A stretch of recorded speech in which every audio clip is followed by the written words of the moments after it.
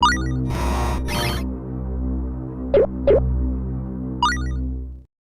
name is Jason Crosser, C-R-O-S-S-E-R. I was born in, I'm from Iowa, so I grew up in Iowa, yeah.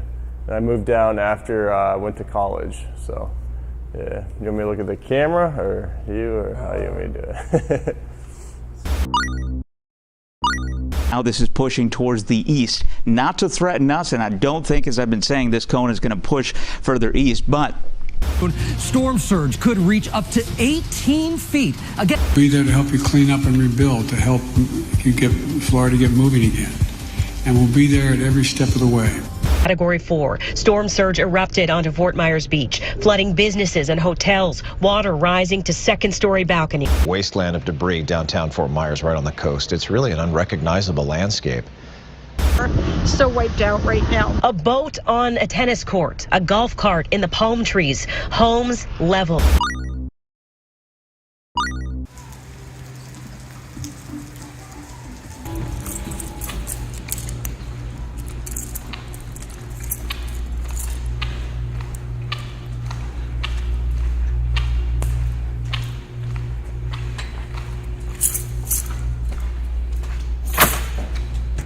Oh yeah, so I opened the first store just because my whole condo was full of video games, and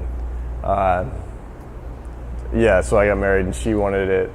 She didn't really want the whole house to be like a video game museum, so so I opened, and I thought the first year I was going to, I thought that everything would just sell really quick and then I'd be stuck with the lease for the rest of the year, but so much stuff got traded in, so it worked.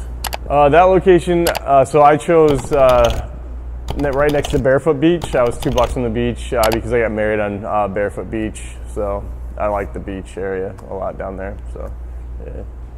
So my favorite gaming memory would be playing NES with my friends, just everybody having a bunch of games, and like my friend making the Zelda map. We didn't know that you could just buy a Nintendo Power, so he had every sheet of paper was a different square and had it up on his wall. I have an older brother, so we got our first Nintendo. It was probably like Christmas '86 or '87. So yeah, so the original Nintendo, Mario, Duck Hunt, and then I actually got the Sega Game Gear as my first handheld instead of the Game Boy because it was in color and we could watch TV on it. So it had a little like TV adapter. And then went Super Nintendo. And then I didn't have the N64 when I was a kid, and then skipped to the PlayStation 1 and played a bunch of Tony Hawk and stuff on there. So, but I mainly grew up on like side-scroller Mario, so that's what I still enjoy the most now. So, yeah, so I'm a huge pro wrestling fan. My grandpa used to take me when I used to watch it with my grandpa when I was a kid. So, So I've just watched it my whole life. So it's AEW now, which is really good.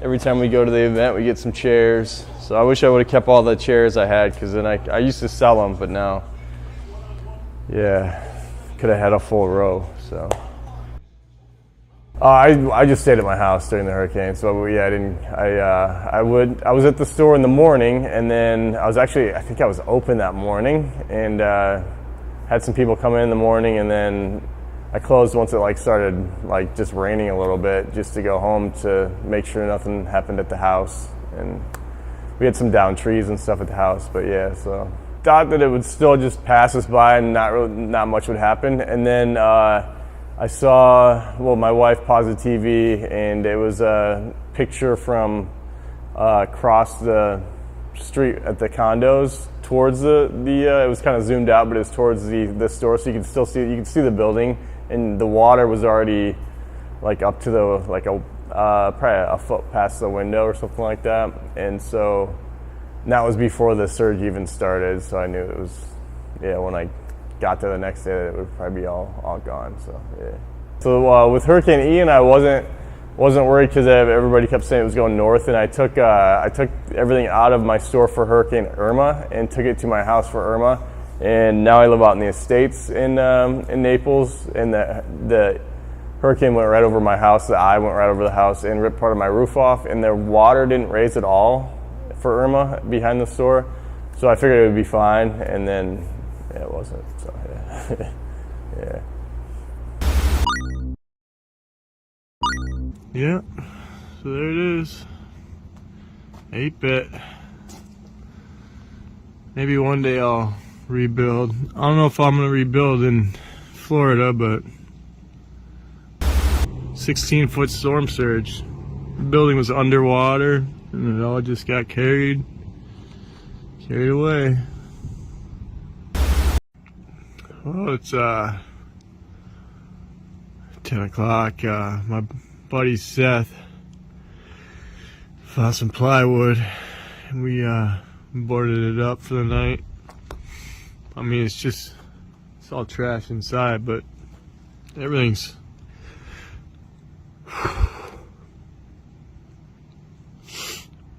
destroyed, but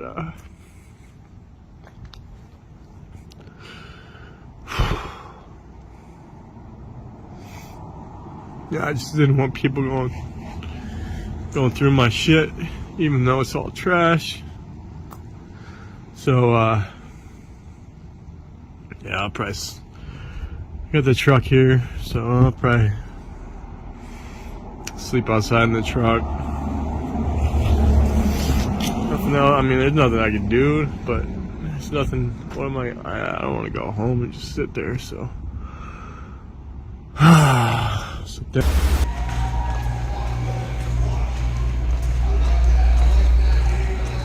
Yeah, so driving to the store after Ian, I waited till the sun came up and then we left, and it probably took an hour to get there because of all the closed roads and stuff. And then when we drove up, there was just game. Well, before we got to the building, you could see games in like the ditches and stuff, and like my big TV. I used to have 6 TVs and a big wooden frame kind of TV console thing that I made, and that was actually on the bridge, like a block and a half before the store. So yeah, there was a ton of stuff. If you had been in the old store, like people come in the new one, and think that there's a ton in here, but I had this building's only 300 square feet bigger than the other one. The other one was 2,700 square feet. This one's 3,000 square feet. I just had it so packed full of stuff. So I probably had, so people come in here and think that there's a lot of stuff. I had over 20 times the amount of stuff in the other store. So probably, I would say, over half of it had, because the side walls had got pushed in, and then the whole front was gone, so like all the windows and everything. So like probably 3/4 of it had floated out, and then the other 25% of it that was still in there was, I had all sat in salt water for a day, so it was all ruined. So yeah, old location, the old store is getting. They told me in November that it was going to be tore down. So yeah, they're tearing the building down because there's too much damage to it, and I'm not sure when, but yeah, I hadn't been down there since end of November, so I thought that they had torn it down yet, but I have people that, when I first opened, were driving to the old location, thinking that I was opening back up there. So, oh yeah, I stayed in Florida. I was actually, I had the first 2 weeks after the hurricane, I was getting my house all ready with like all the outside, all the trees and the landscaping. I got all done, and then we were actually listing the house for sale, and I was going to move back to Iowa, where my family and friends are from. So, and I was just going to go back to teaching, and then because I never thought I'd be able to get the inventory to open again, and yeah. So what was the question? Sorry. Oh yeah. So I stayed in Florida. After I got all the positive messages from everybody, just so I knew I had the clientele to stay. But then once I started getting the messages about the big 4 collections that I bought, then I thought, since I have all the positive support from all the people that come into the store, I knew that they'd still be coming in, and I'd get to see everybody I never thought I'd see again. So that was pretty neat. So that's kind of why I stuck it out. Yeah. That day I started, the day of the hurricane, I started getting messages from people on Facebook and my just my cell phone number is my store number. So text messages and stuff like that. So yeah, it was that helped a lot. And then so I didn't think I would ever be able to reopen because of the inventory. And then it was like mid-November, I got a call from a guy that would come in twice a year from Chicago, and they were actually moving down here, so they were buying a condo down here, which is a lot smaller than the house they had in Chicago. They had a 2,900 square foot basement in Chicago, and he had been collecting his whole life, and so it was just full of video games. And once I video called with him and we came up with a price, I thought maybe I could, get it turned around and start it up again. So then I actually got a call from another guy that came in all the time, and he was in Naples with a big collection. And then one in Tampa that came in. He would come in like probably once every 3 months. He would come down, and then another one was from so one Naples, one Fort Myers, one Tampa, and then one Chicago. Opening this store, I looked around at all the different strip malls and all the different places around the area. I wanted to stay kind of in between Fort Myers and Naples so everybody could drive from both spots. Gulf Coast Town Center is really good because it's right off the highway. It's right next to by the airport. It's far away from water. And so I started in here. My dad came down and helped me put together. He drove down from Iowa to Florida for a week and helped me put together all the cases. So I tried making it look. I tried buying the same stuff that I had in the other store to make it look like familiar when people walked in. So I had the same like cube cabinets, the same shelving on the wall I bought. So I just bought all new stuff, but the same, so it would kind of look the same. And then I streamlined like the glass cases. I tried to get all the same, and they were a lot cheaper to put together yourself. So they were like half the price if you bought them and put them together. So that took a couple of days to get all the glass cases together.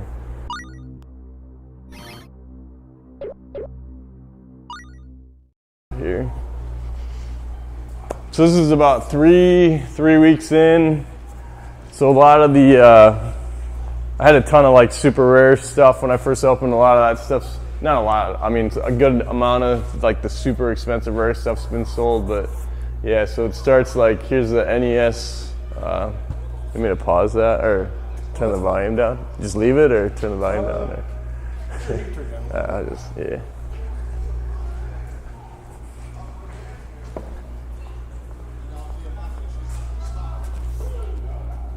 That one, yeah. Yeah.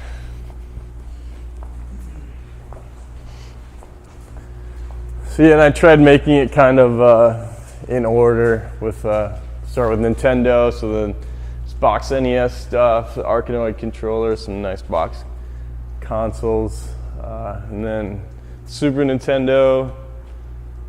So this is just like the more expensive stuff, anything over like $15 I put behind the glass, and the rest are out there. And N64, got the box Pikachu set down there. That's got the watch in it that's always missing, so that's kind of cool. The watch makes it really expensive.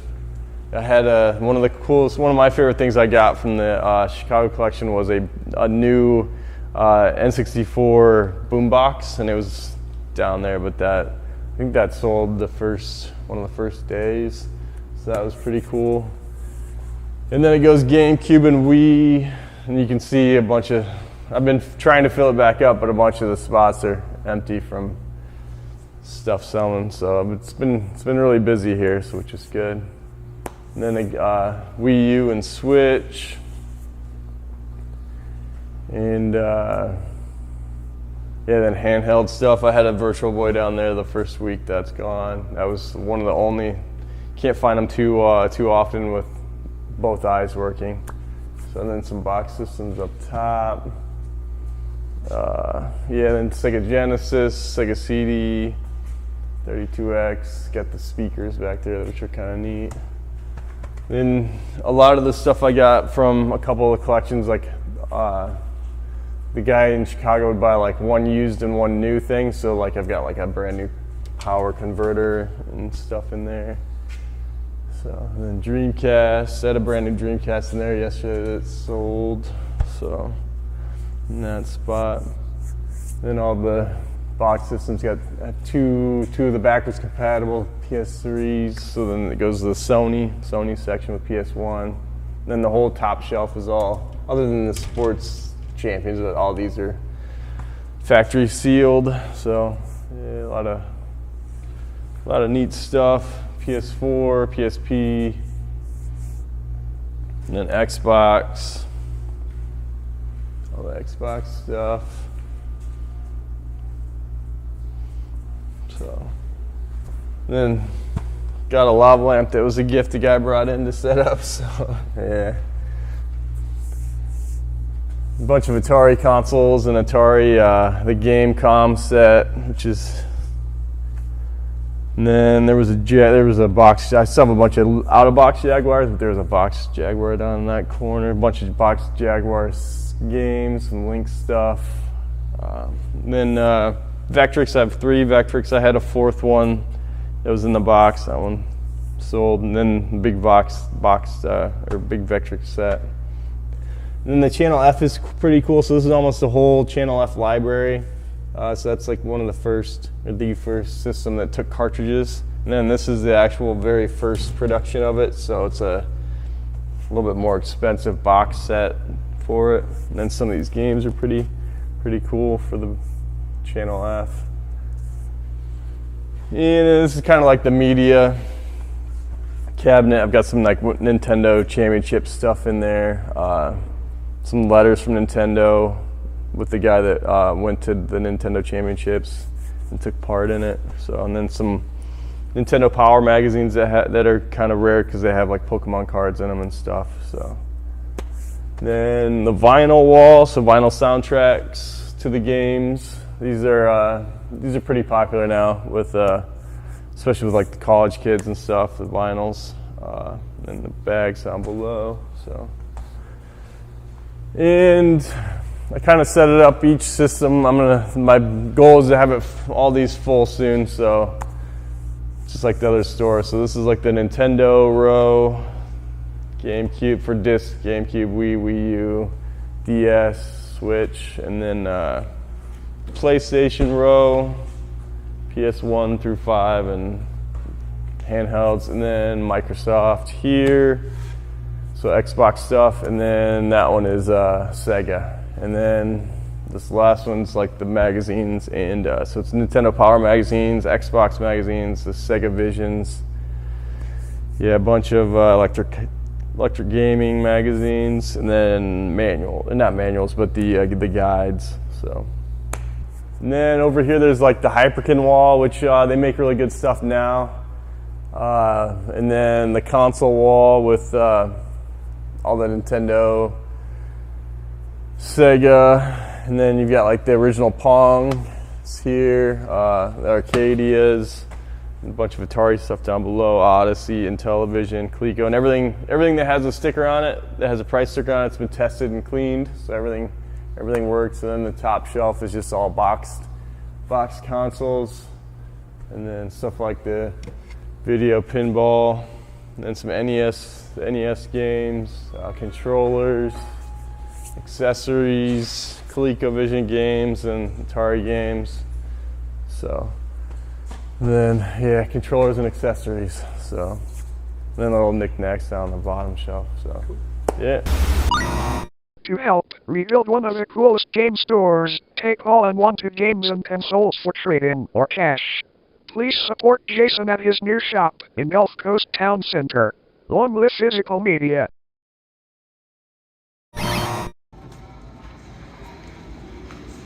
Johnson, since you may have more insight on this than I do, but